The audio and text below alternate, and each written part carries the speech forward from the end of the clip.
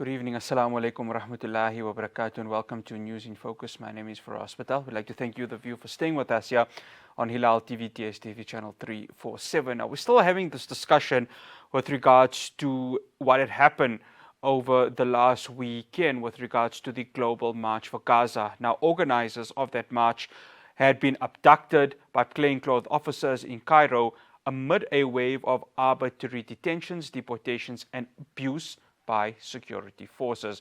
Egypt's Interior and Foreign Ministry did not respond to any of the requests that were made by media houses to go ahead and talk about what had happened last weekend. Now, thousands of activists had made their way to Cairo to go ahead and complete this global march to Gaza, but unfortunately, they did not reach a point to where that could happen, which was meant to be the Rafah border. Joining me now, I'd like to welcome activists. She's also part of Community with Conscience and also part of the South African Friends for Palestine, Umayya Theba. Umayya, assalamu alaikum wa rahmatullahi wa barakatuh, and shukran so much for joining us. Walaikum salam. No, thank you for having me. Absolute pleasure. I think, Umayya, let's start off, of course, with getting there. This week we spoke to Hasina Katrada, and one of the biggest challenges was trying to get to the many points just to get close to that Rafah border. You, of course, arrived this week. Share with us your experience, please. Where would you like me to start? Yeah. Well, I think let's start off, of course, just arriving in Cairo. And there were reports that many South Africans immediately were detained. So my experience was nothing like anybody else in the South African delegation, or I should say mine and my 4 companions. Because from the time we reached OR Tambo and we got onto our Egypt Air flight, things just went completely pear-shaped. We got on the flight, the door of the aeroplane was closed, it started to pull out of the bay, and I dozed off for what seemed like just a few minutes, and the next thing I knew, all the lights were on, and the air stewards were saying, yalla, yalla, take your things, off, go back to the gate.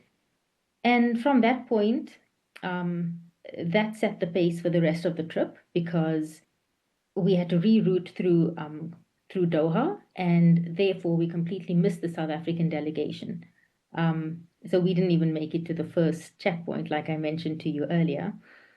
So that's how it started. That's how getting to Cairo started. We literally got to Cairo 5 hours after the buses left Cairo that Friday morning. If all had went according to plan, we would have been in Cairo at 7 a.m. on the Thursday morning. And I myself and my friends really think that it was some kind of divine intervention. Maybe the Almighty deliberately made that happen for us to be protected from something more sinister. However, how often does the landing gear of a flight get damaged when it's being pulled out of a parking bay? I don't think that happens very often. I don't know. And that is why we think, based on how that 24 hours that we spent at ORT trying to figure out what was going on and how to reroute, we ended up in the namaz room at the airport, and we just sat there looking at all the news coming in, and we went around our group asking each one, how do you feel? Do you want to continue on this trip? What's your emotional state like, your mental state? And at the end of it all, we decided to board that flight, even though we knew we would be late. We knew that there were no contingencies in place for people who were late, who did not get on the bus. But we just felt that we still had to be there. Nonetheless, getting into Cairo for us, I don't know if it's because we arrived late, was a complete breeze. Actually, the staff at the Cairo International Airport were very friendly towards us. So we really didn't have any problems getting into Cairo. Here's the thing, Umayya. A lot of what we saw on social media was, of course, Egyptian authorities, Egyptian security forces. A lot of abuse was happening there towards a lot of the activists. Now, I don't know whether you were physically there. If you were, share with us on the ground what was actually happening, because it looked very brutal, it looked very disturbing, and most importantly, given what the activists were there for, it it was kind of ironic that Egypt, which of course shares this border with Palestine, would actually allow for this to actually happen. I'm not surprised at all. I think we actually should have expected that sort of treatment from the Egyptian government and the authorities. So, not surprising at all.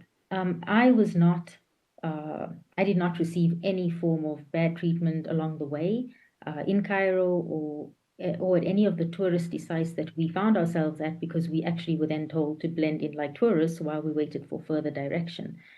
Um, However, that said, when we did meet up with other delegations by pure chance, um, we had lots of conversations about this and the stories that they were telling us. Sure, it actually turned out to be, the Berbers, the Bedouins, who were throwing bottles at the protesters. Um, it was interesting because the people in the Paris and Italian delegations showed us pictures of soldiers who were crying, obviously Yes. doing their job, but emotionally like just torn between what they had to do and what they wanted to do. Um, and I'm not saying that it was not brutal. I know South Africans, people from South African Jews for Palestine. I know other South African delegates who received really bad treatment. They were in the hotels that were raided. And what I heard, I can't say that I wasn't there, so I can't say that it happened as such. But I know that the South African delegation that did make it to Ismailia took a vote as to whether to continue at their own risk or head back to Cairo. And the decision was to head back to Cairo. But at this point, again, there was a lot of fear mongering amongst the delegation, which in my opinion was actually wrong. Because we were told, like, clear your phones, don't take any Palestine things with you. You just don't, like, clear your social media, etc., etc. And we didn't, in hindsight, I didn't need to do any of that. And what came across in our interactions actually throughout Cairo is that the Egyptian government and the police, uh, from an official standpoint, are completely disconnected from the average Egyptian. So, our experiences, we didn't have to hide talking about Palestine. We spoke openly with everyone, with people at the hotels, with people in taxis, even with security at the pyramids. When we visited the pyramids, because again, we had to sort of blend in and we couldn't just stay at the hotel all day. So we went to the pyramids wearing our Palestine scarves and keffiyehs, and I was stopped by a soldier at the entrance, and he took my scarf and he folded it up and he said, like, put this in your bag. And then he smiled, so I didn't actually take him all that seriously. Went through, put my scarf back on, and one of my companions, Hasina, she confronted another soldier when he said to her, like, when he said something about she's not allowed to wear that. She said, but why? I love Palestine. Don't you love Palestine? Are you not Muslim? So we actually, because we had no run-ins with authority, we actually went looking for run-ins with authority so that we could challenge any, just challenge authority. We don't have to be fearful to say free Palestine. We don't have to be fearful to wear our Palestine colors.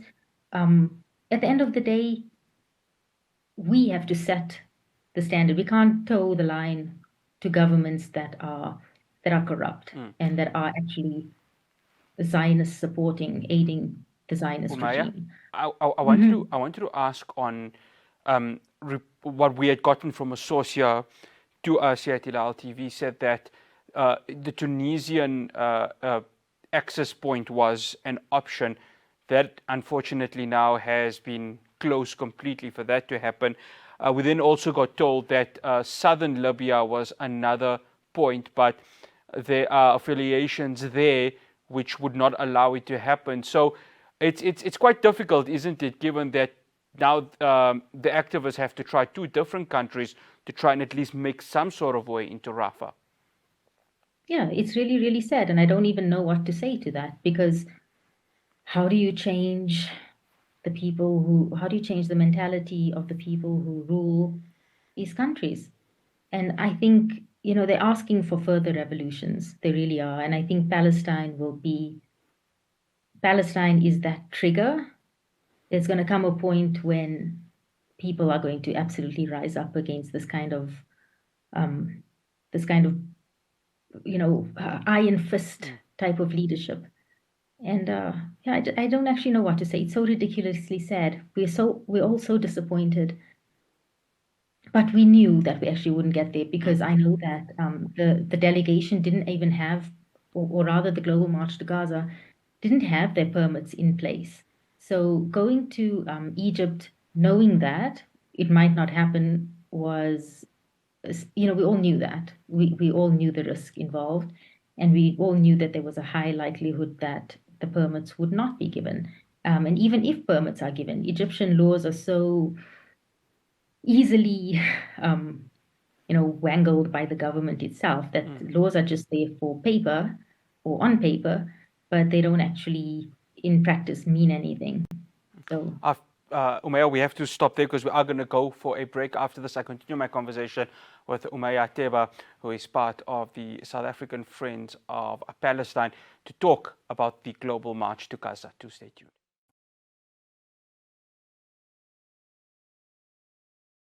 Welcome back. I'm still in conversation with Umayya Theba, who is part of the South African Friends of Palestine. Of course, she made the trip to Cairo to be part of the global march to Gaza. Umayya, I want to touch on the Egyptian authorities itself, because what we have seen over the last 20 months of this genocide is complicity.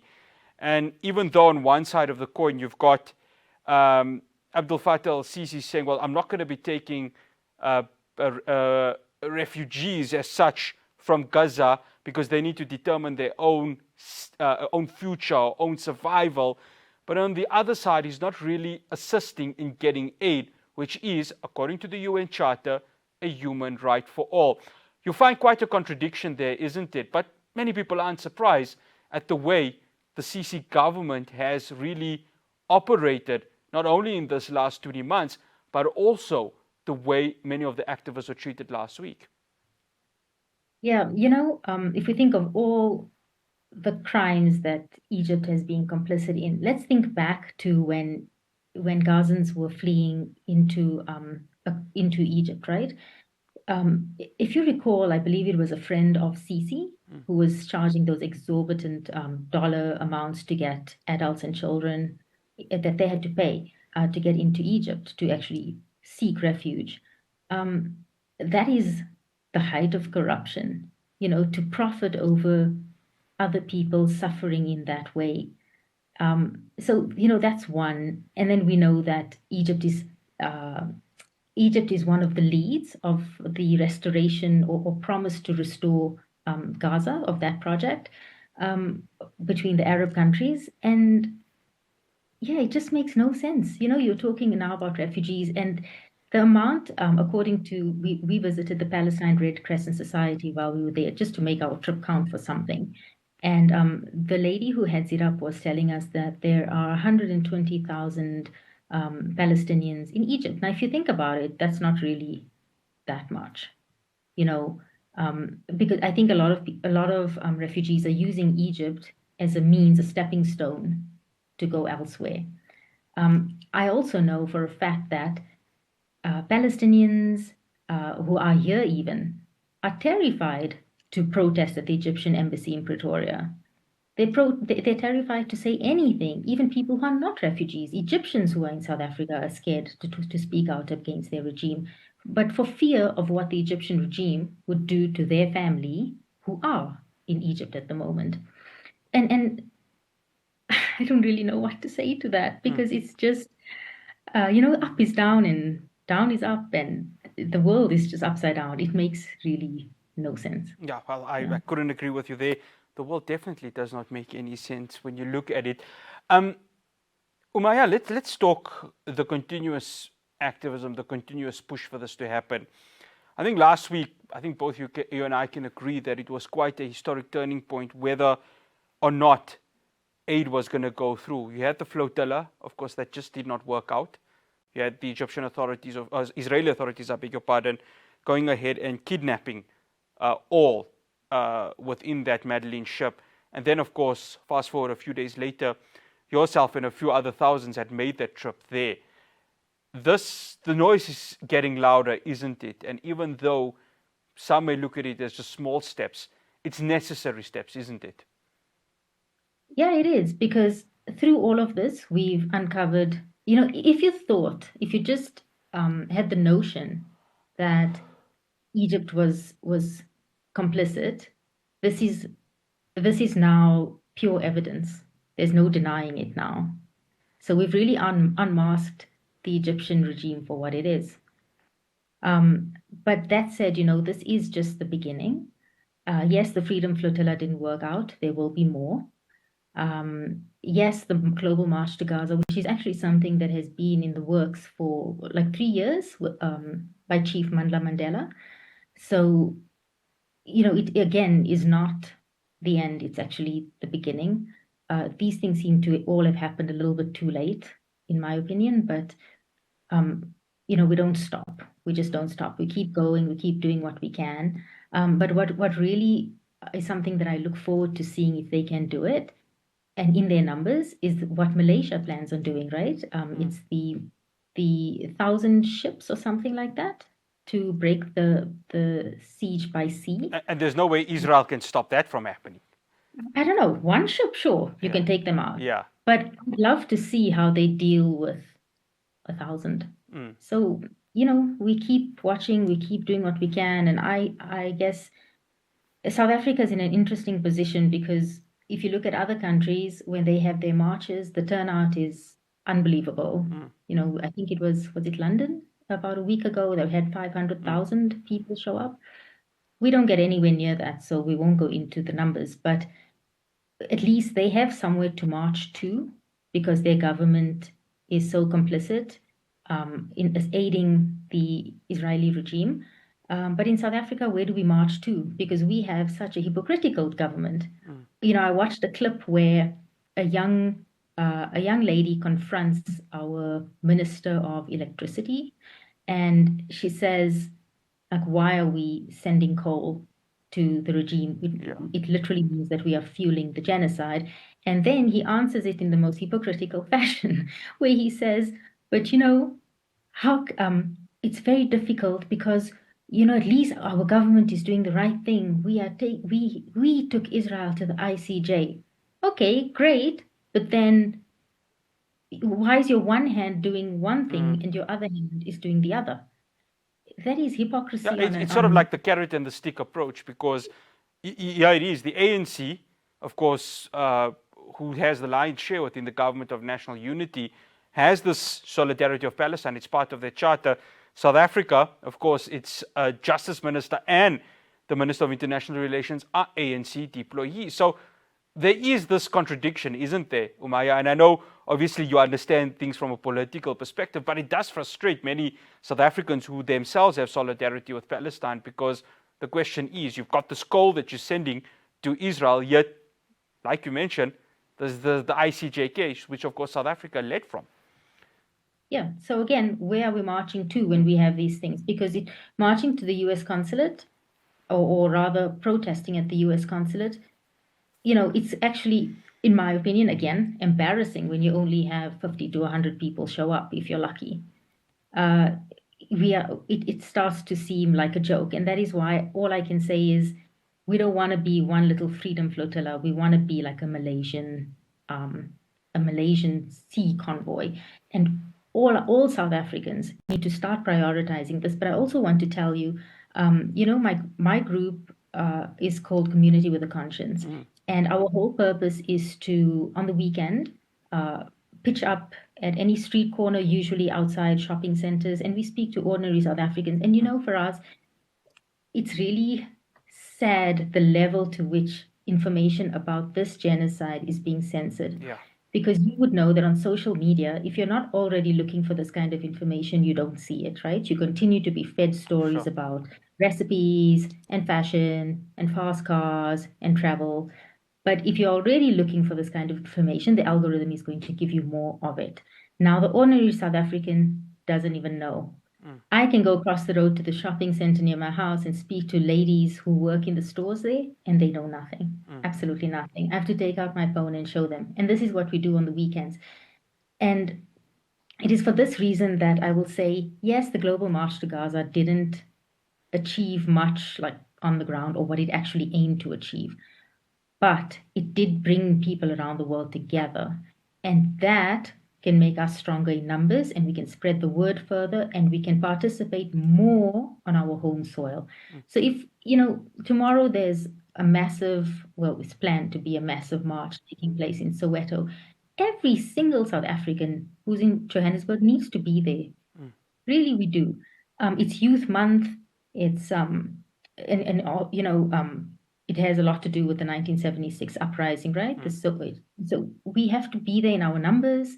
And you don't have to go to Egypt to do these things. Would I do it again? Yes, definitely, wholeheartedly. Would I do it as part of a delegation? No, because I think that it raised a lot of suspicion to have all these people pitch up at these really dingy hotels in downtown Cairo, all with backpacks, getting onto buses at 7 a.m. I don't think that's the way to do it. And from my understanding, there were a lot of people who did miss the bus and had to take Ubers to the first or to the first meeting point in Ismailia. So I think things need to be done differently. We've learned the lessons from this, but again, it's not the be all and end all. We continue with the work we do here, educating the ordinary South African about the genocide and why they have to boycott. We link it up to apartheid so they can identify with that cause. And, our average South Africans, especially our African comrades, are so receptive to this. We have tried this in all sorts of areas around Pretoria, and we get the best empathy from our fellow Africans who understand the importance of boycotting and how their lives would have been affected if the world didn't boycott for South Africa. Sure. So the fight continues here, and Egypt didn't work out, but we're stronger and we're more together, and we've made more connections. Umayya, unfortunately, we have come towards the end of this conversation. Absolute pleasure talking to you. Assalamu alaikum wa rahmatullahi wa barakatuh. Walaikum salam. Thank you. That's Umayya Theba, who is part of the South African Friends of Palestine and also a member of Community with Conscience. We're going to be sticking with the discussion on Gaza. I'm going to be speaking to Amjad Shawa. Famine continues in Gaza, and there is the Gaza Humanitarian Foundation, or the so-called foundation, which continues to not only give aid, but they're giving aid by killing people. Well, we're going to be speaking to him after the break. Do stay tuned.